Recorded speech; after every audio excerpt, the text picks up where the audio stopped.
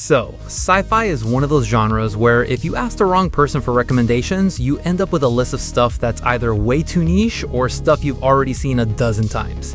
But today, I've got 15 genuinely great series. Time travel, corporate dystopias, post-apocalyptic wastelands, alien invasions, starting with some solid underrated picks and working toward the absolute best. All the streaming info, where to find every show on this list, is in the pinned comment below. Let's get into it.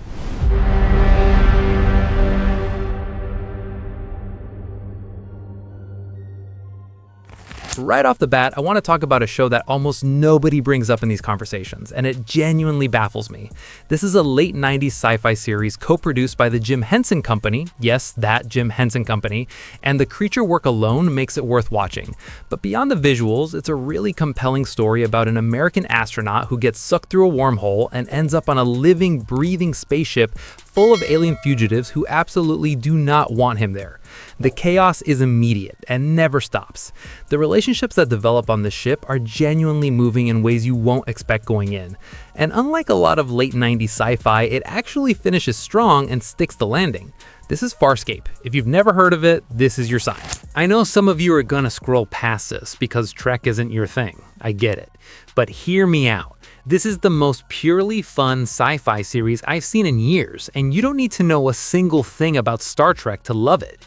It goes back to standalone episodic storytelling. New planet, new problem every week, but with modern production values that are genuinely stunning.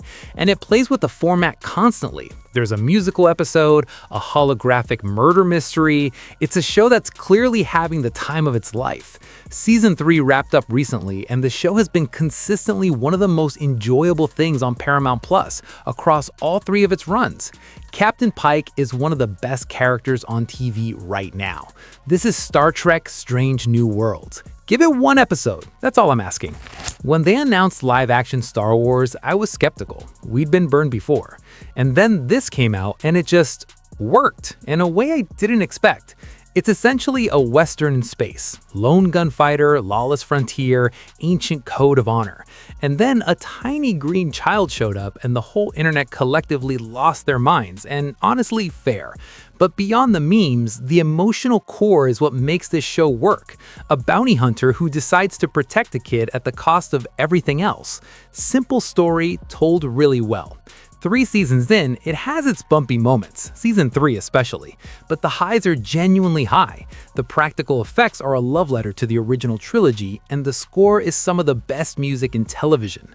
This is The Mandalorian, still worth every episode. Okay, I'm gonna tell you one thing about this show, and I want you to trust me on it.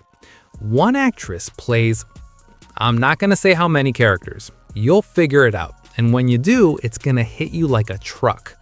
Tatiana Maslany does something in the show that should be scientifically studied. Completely different personalities, accents, body language, sharing scenes with herself. Technically and emotionally staggering.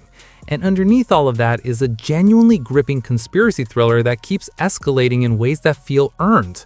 It deals with heavy themes, identity, bodily autonomy, what it means to own yourself, but balances them with warmth and sharp, dark humor. She won an Emmy for this performance. She deserved more. This is Orphan Black. Don't sleep on it. This is the gateway drug sci-fi. If you have someone in your life who says they don't watch sci-fi, put this on and say nothing. Just let it work. It starts like a procedural. FBI agent, weird, unexplained cases, French science, and it's genuinely great at that level alone. But slowly, it builds something bigger underneath. A mythology, a conspiracy, and eventually a parallel universe storyline that becomes one of the most emotionally satisfying long-form stories in the genre. The secret weapon is Walter Bishop, eccentric, brilliant, broken scientist pulled from a mental institution to help solve cases. Hilarious, heartbreaking, an all-time TV character, and John Noble's performance is extraordinary. This show has been called a hidden gem for years. It shouldn't still be hidden. This is Fringe. Charlie Brooker looked at modern technology and said, but what if it made everything irreversibly worse? And then kept saying it for 7 seasons. The anthology format is the smart move here because every episode is a fresh story, different cast, different dread. The tech is never far enough away to feel safe. Some episodes are devastating, some are outright horror. Occasionally, one blindsides you with something strangely hopeful, which somehow hits harder than the bleak ones. It started in Britain in 2011, moved to Netflix, and infected the world, which feels deeply appropriate given the subject matter. Not a show you binge in one sitting. You watch one, sit quietly, feel weird about your phone, pick it up anyway. We all do it. This is Black Mirror, an Emmy-winning series. Your relationship with technology will never be the same. Look, this one doesn't need a big introduction. Your grandmother has heard of Stranger Things, but there's a very real reason it became the most watched show on Netflix. And now, as of December 31st last year, it's officially over. The finale dropped on New Year's Eve 2025, and Netflix crashed twice, which tells you everything about how many people were watching. The show ran 9 years, 5 seasons, and it closed the book on Hawkins the way it deserved to. The nostalgia, the creature design, the ensemble, it's a cultural event that is now completely finished and fully bingeable from start to finish. If you've been putting it off, now is actually the perfect time. No more waiting for new episodes. The whole story is sitting right there. This is Stranger Things, a complete series. Go watch it. What if the Soviets landed on the moon before the United States in 1969, and instead of moving on, the space race just never stopped? That's the premise, and it is brilliant. Season 5 just kicked off on March 27th on Apple TV+, and it's currently airing weekly right now through May 29th, 2026. So this is genuinely a great time to catch up. The alternate history is rigorously imagined, the production is enormous, and it spans decades following characters as they age against the backdrop of an increasingly ambitious space program. And here's the big news, Apple just announced in March that Season 6 will be the final season. So there's an actual planned ending in sight, which I genuinely respect. If you've never started this one, start it now. This is for all mankind. One small change, one enormous story. Adapting Asimov's Foundation novels for television is the kind of project people in Hollywood call impossible for good reason. It spans thousands of years of galactic civilization and is almost entirely philosophical in nature, and Apple TV Plus pulled it off. The scale is unlike almost anything else on television right now. Empires crumbling, a mathematician predicting the future using statistics, and somehow it's all gripping. Jared Harris as Harry Seldon brings a gravity to the role that anchors everything else, and the visual design is genuinely gorgeous. 3 seasons in, it's one of the most ambitious sci-fi series on any platform. I'll warn you, it demands your attention, but if you're willing to give it that, it rewards you with a scope you rarely get anywhere. This is Foundation. Nobody saw this coming. A video game adaptation that turned out to be just actually great television. Season 1 was one of the biggest surprise hits of 2024, and Season 2? It wrapped up in early February 2026 on Prime Video after releasing weekly since December 16th, and it went even bigger, taking the story to New Vegas, expanding the world, raising the stakes. Critics gave it a 96% on Rotten Tomatoes. The tone is still the magic trick, brutal and funny at the same time, dark humor sitting right next to genuine emotion. And with Amazon already renewing it for a 3rd season back in May 2025, this train is not stopping. If you haven't started yet, you've got 2 complete seasons sitting right there waiting for you. This is Fallout, one of the best video game adaptations ever made. 10,000 people, underground, 144-floor steel structure, convinced the atmosphere outside is deadly, been living this way for over a century. Nobody fully knows why, and someone starts asking questions. That's Silo, and what I love about it is that it respects your intelligence completely. It's a slow burn, deliberate, patient, but every single payoff lands hard because the setup is honest. Rebecca Ferguson is doing career best work. Quiet, determined, dangerous without theatrics. The world has real internal logic. The mysteries are constructed carefully, and 2 seasons are fully available right now on Apple TV+. If you want a show that rewards patience, this is it.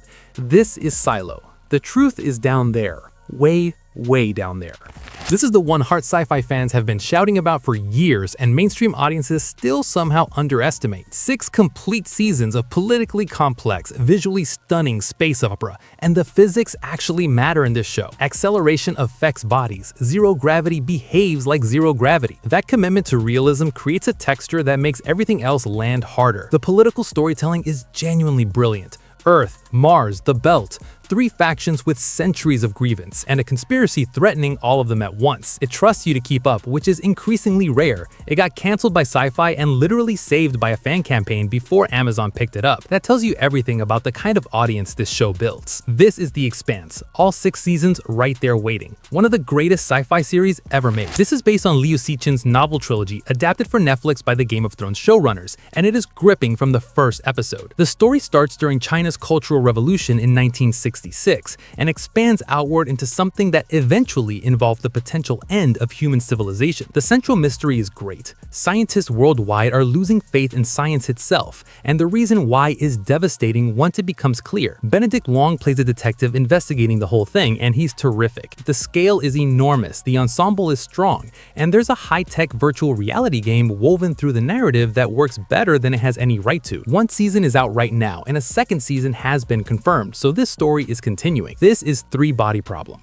The universe is older than civilization. That's a problem.